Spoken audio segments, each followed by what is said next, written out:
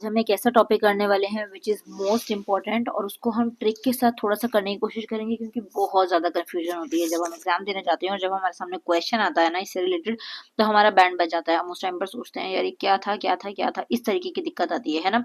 तो आप लोगों को थोड़ा सा मैं बता देती हूँ, थोड़ी थोड़ी ट्रिक्स बनाएंगे और थोड़ा थोड़ा सा हम लर्न करेंगे। ठीक है, तो आपका टॉपिक आज का रहेगा डिसेबिलिटी। ठीक है, जिसको हिंदी में हम बोलते हैं अक्षमता। ठीक है, और पिछले हम लोगों ने प्याजे वाले टॉपिक जो है वो डेवलपमेंट और ग्रोथ वाला टॉपिक जो है वो कर लिया है और प्रीवियस ईयर सीरीज भी हमारी चलती रहती है सीडीपी की, तो आप वो देख लीजिएगा। अगर आपका कोई भी एग्जाम है, एस्टेट है, सीटेट है, एनी एग्जाम ऑफ टीचिंग, ठीक है, सब में सीडीपी आती है, तो प्रीवियस ईयर क्वेश्चन पेपर से आप लोग वो देख सकते हैं। ओके, तो आप देख लेते हैं, बात कर लेते हैं डिसेबिलिटी की या फिर अक्षमता की। इसका मतलब क्या होता है, कोई भी चीज जिसमें हम लेस एफिशिएंट हो उसको हम डिसेबिलिटी बोलते हैं। ठीक है, जैसे कि इसके अंदर कुछ टाइप्स आ जाते हैं अक्षमता के अंदर। ठीक है, हिंदी इंग्लिश दोनों मिक्स रहेगा गाइस, तो आप प्लीज कॉपरेट करिएगा। ओके, अब इसके अंदर कुछ टाइप जो है वो हम लोगों को मिलने देखने के लिए मिल जाते हैं।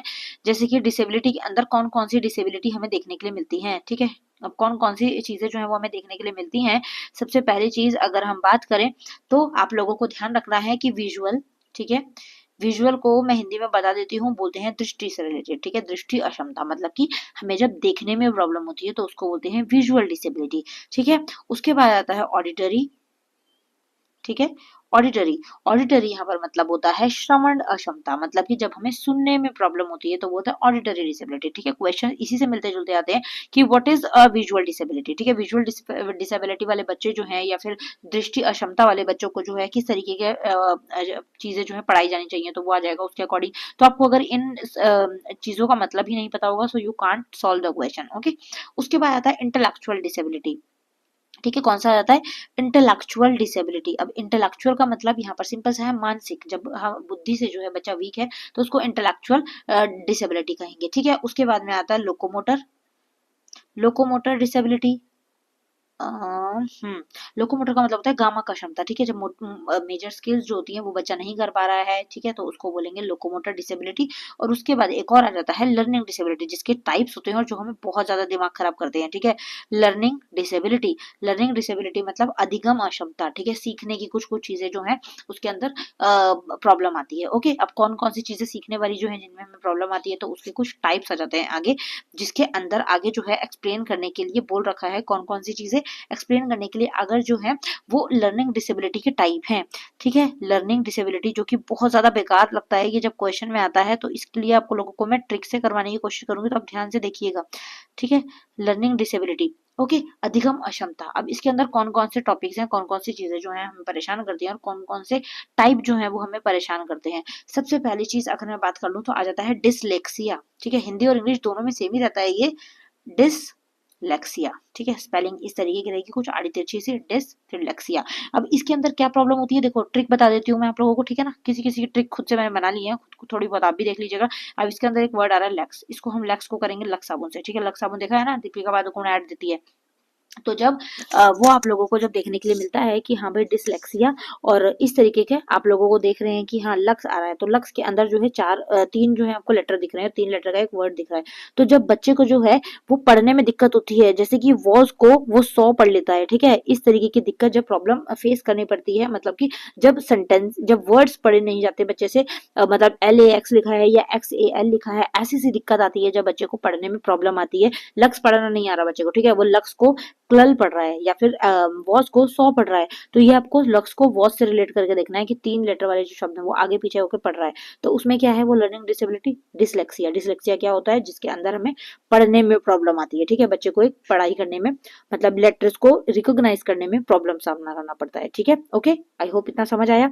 अब उसके बाद में अगला देख लेते हैं, 1 मिनट यहीं पे साथ के साथ रब कर देती हूँ मैं, वरना आप लोग जो है वो थोड़ा सा अगले वाला टॉपिक, अगले वाला अगर हम बात करें तो अगले वाले के अंदर हमारे पास आ जाता है अप्रैक्सिया। ठीक है, अप्रैक्सिया, अप्रैक्सिया के अंदर अब क्या है भाई, अप्रैक्सिया के अंदर यहाँ पे हमें क्या चीज नजर आ रही है, कौन सा कलर लूं, रेड ले लेती हूँ। अप्रैक्सिया के अंदर हमें यहाँ पर देखिए नजर आ रहा है प्रे, प्रे से हमें ध्यान रखना है प्रैक्टिस। अब हम बहुत चीजों की प्रैक्टिस करते हैं, है ना, किस किस चीज की प्रैक्टिस करते हैं, राइटिंग की प्रैक्टिस करते हैं, है ना, स्पीकिंग की प्रैक्टिस करते हैं, है ना, और वॉकिंग की प्रैक्टिस करते हैं। ठीक है, और किसकी प्रैक्टिस करते हैं भाई, चलने की प्रैक्टिस करते हैं, बोलने की प्रैक्टिस करते हैं, तो ये सारी प्रैक्टिस है। और जब इन प्रैक्टिस के अंदर जो है प्रॉब्लम आती है, बच्चा ये चीज नहीं कर पाता, तो उसको हम बोलते हैं अप्रैक्सिया, उसको हम बोलते हैं अप्रैक्सिया। इसी का एक और पार्ट भी है डिस्प्रैक्सिया। अप्रैक्सिया डिस्प्रैक्सिया दोनों में पीपी ही आ रहा है, तो आपको प्रैक्टिस से ध्यान रखना है। जब बच्चा जो है छोटी छोटी चीजें नहीं कर पाता, उसको जो है मतलब इंटीग्रेशन डिसऑर्डर भी बोला जाता है, ठीक है, डिस्प्रैक्सिया को तो। और हाथ और आंखों के बीच में वो अपना सेम मतलब कि बैलेंस नहीं कर पाता कि उसको कब कौन सी चीज कैसे करनी है, किस तरीके से बैलेंस करनी है अपनी बॉडी, ठीक है, तो वो चीज प्रॉब्लम देता है। ओके, अब इसके बाद आगे चल लेते हैं। आगे अगर हम बात करें तो अगला आपका टाइप आ जाता है अफेसिया, ठीक है, अफेसिया। तो अफेसिया के अंदर हम क्या देखेंगे, अफेसिया के अंदर आपको यहाँ पर ध्यान रखना है कि सिंपल सी बात है कि यहाँ पर बच्चे को दिक्कत आती है कोई चीज बोलने में, ठीक है, कोई चीज बोलने में बच्चे को जब दिक्कत आती है मौखिक रूप से सीखने में और विचारों को अभिव्यक्त करने में, तो यहाँ पर आपको ध्यान रखना है कि बोलने के अंदर प्रॉब्लम आ रही है। ये मुझे वैसे ही याद है, ठीक है, तो आप इसकी ट्रिक जो है वो देख लीजिएगा। बंद हो जाओ। ठीक है, तो इसके अंदर आप लोगों को देख लेना है, ये बात आती है मतलब इसके अंदर जो है वो बोलने में, ठीक है, और प्रॉब्लम रहती है मौखिक रूप से बच्चा जो है कुछ बता नहीं पाता, अपनी चीजों को एक्सप्रेस नहीं कर पाता, मतलब इंट्रोवर्ट टाइप है वो थोड़ा सा, ठीक है, इस टाइप से, तो वो अफेसिया होता है, ठीक है, अफेसिया में बच्चा बोल नहीं पाता। आप देखो एक यही है, बाकी में सब में ट्रिक बन गई है, ये मुझे वैसे ध्यान रहता है तो इसलिए मैंने बता दिया। उसके बाद में आता है डिस्फेजिया, ठीक है, डिस्फेजिया। डिस्फेजिया में अब क्या होता है भाई, देखो, DYSPHASIA, डिस्फेजिया। अब डिस्फेजिया के अंदर क्या प्रॉब्लम है, इसमें क्या चीज होगी, अब डिस्फेज को आपको फेज में देखना है, फेज को आपको रखना है फ्रेज से, ठीक है, फ्रेज देखना, एडम एंड फ्रेजेस होते हैं जो, ठीक है, ओके। तो इसके अंदर आपको ध्यान रखना है कि बच्चा जो है जब बातचीत करने में जो है दिक्कत देती है, तो फ्रेज मतलब बोलना, तो बात करना, ओके, इसको इस तरीके से कनेक्ट करिए। तो बात करने में जब बच्चे को प्रॉब्लम हो रही है तो वो होता है डिस्फेजिया, ठीक है, फेस करने में मतलब कि कोई चीज बात करने में उसको जब दिक्कत आ रही है, बोलने में उसको दिक्कत आ रही है।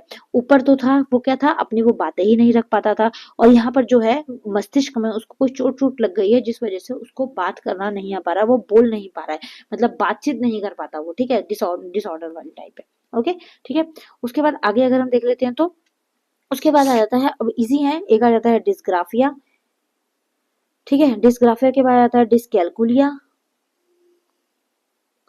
डिस्कैलकुलिया के बाद आ जाता है आपका डिस्थीनिया।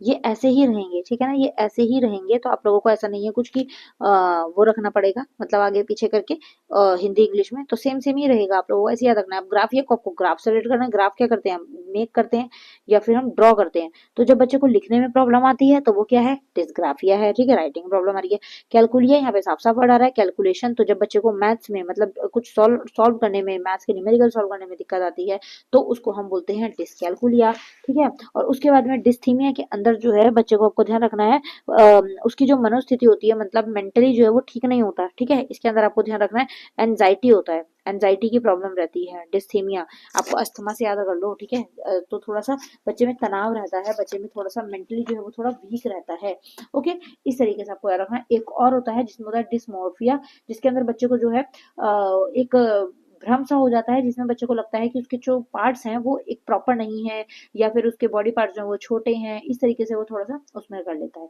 ठीक है। तो ये आपका टॉपिक जो है वो बहुत ज्यादा दिमाग खराब करता है, तो आई थिंक मैंने आप लोगों को थोड़े से सिंपल ट्रिक्स के साथ बताया, आप लोग इसको याद करने की कोशिश करिएगा।